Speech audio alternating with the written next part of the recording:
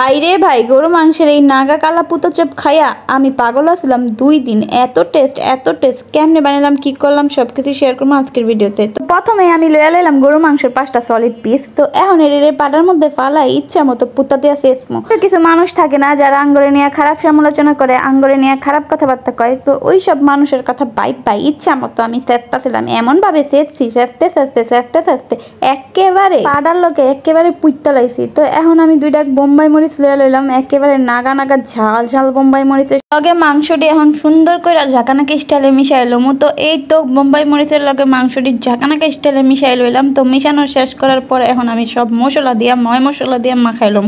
প্রথমে আমি দিব আদা রসুন বাটা, তারপরে দিব হইলো গরম মশলার গুঁড়া, ধনিয়ার গুঁড়া, তারপরে মরিচের গুঁড়া, তারপরে দিব হইলো মাংসের মশলা, তারপরে একটা ম্যাগির মশলা সুন্দর করে ছিঁড়া দিয়া দিতেছি। তারপরে দিতেছি আমি টেস্টিং সল্ট, যেটা আপনারা না চাইলেও দিতে পারেন। তারপরে আমি একটা লেবুর নিয়ে আর সুন্দর করে চিপ্পা রসটা দিয়ে দিতেছি।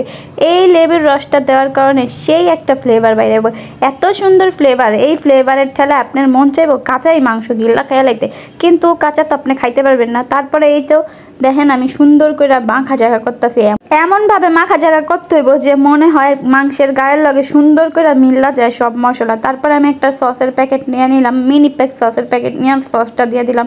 এই সসটা দেওয়ার কারণে টেস্টটা আরও বেশি মজা হইব। তারপরে এই তো আমি সবগুলো মাংস উড়ে একটু ম্যারিনেট করে রেখে দিলাম কিছুক্ষণ। তো এখন আমি মাংসর লাগে খাওয়ার লেগে লুচি বানাই নিছি।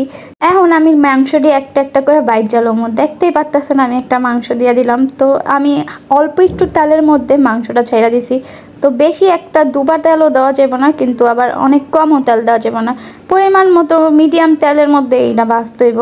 তো আমি একটা ভুল করছিলাম, ভুলটা হইলো আমি 2টা মাংস রগের মাংস নিয়ে নিয়েছিলাম। রগের মাংস কিন্তু সিদ্ধ হইতে অনেক টাইম লাগে, গরুর মাংস কিন্তু তেলের মধ্যে এত সহজে সিদ্ধ হয় না। তো রগের মাংস যেটি নিয়েছি উড়ি একেবারে এই যে দেখতে পাচ্ছেন যে 2টা মাংস এখন দিয়েছি, এগুলা সিদ্ধ হইতে আমার জান বাইরে গেছে, জান প্রাণ সব বাইরে গেছে, কিন্তু খাইতে তো সেই টেস্ট হয়েছিল।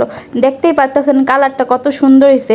এটা কিন্তু পোড়া স্টাইলে বাঁচতে হইব, কিন্তু পুড়বো না, ভিতরে যেন না পুড়ে এমনই স্টাইলে বাঁচতে হইব। পরের কালারটা একটু কালা আইব, কিন্তু কালা এলে ভাইবেন না যে পুড়া গেছে, কিন্তু পুড়বো না, ভিতরে একেবারে খাইতে সেই টেস্ট হইব, একটা সুন্দর মতো বারবিকিউ একটা ফ্লেভার আইব। তো এই যে আমি লুচিগুলো ভাইজা নিতেছি, এই পর্যায়ে আমার সব মাংস ভাজা শেষ। তো দেখতেই পাচ্ছেন কতটা সুন্দর লাগতেছে। যদিও আপনাকে অনেকের কাছে ভালোও না লাগতে পারে, ভালো না লাগলে স্কিপ করতে পারেন, কিন্তু যারা আমার ভিডিওটা দেখতেছেন তারা কিন্তু চাইলে অবশ্যই একবার হইলেও বানাই খেতে পারেন। বানাই খাইলে বুঝতে পারবেন কতটা টেস্ট, আমার থেকে বেশি মজাও হইতে পারে আপনারটা। তো যাই হোক, আমি এখন সব কিছু রেডি করে নিলাম, রেডি করে এখন আমি খাওয়া স্টার্ট করবো। প্রথমে আমার ছোট ভাই ফুচকা খাইতেছে, তো ওই খাইয়াই তো সেই টেস্ট পাইছে। ও তো মানে ও নিজে একলাই 2টা খাই লাইছে, বুঝতে পারতেছে না এমন একটা টেস্ট লাগছে। তা আমি একটা খাইছিলাম, বাট আমার কাছেও সেই টেস্ট লাগছে। তো আজকের ভিডিওটা এই পর্যন্ত। আপনাকে যদি ভালো লেগে থাকে তাহলে অবশ্যই কিন্তু একটা লাইক দিয়ে দিবেন, আর আমার পেজে নতুন হয়ে থাকলে অবশ্যই ফলো করে দিবেন। আর এরকম ভিডিও আরও যদি চান তাহলে অবশ্যই বেশি করে কমেন্ট করেন। তো আজকের ভিডিওটা এই পর্যন্ত, বাই বাই।